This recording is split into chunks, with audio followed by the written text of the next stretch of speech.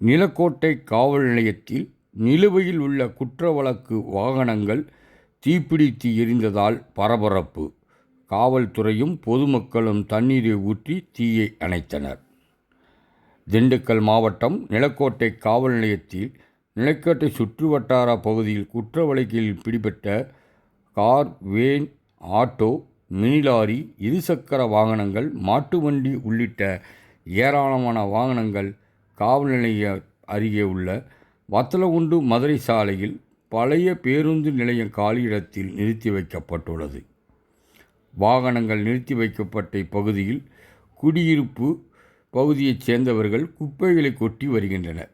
இந்நிலையில் திடீரென தீ பிடித்தது.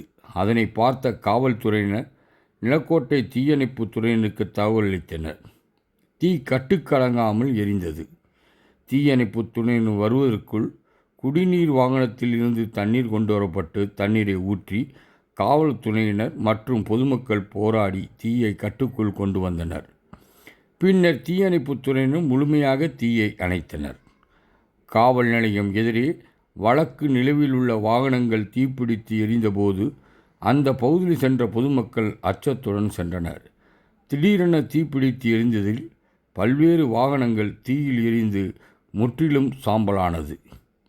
இந்த தீ விபத்து காரணமாக உடனடியாக தெரியவில்லை.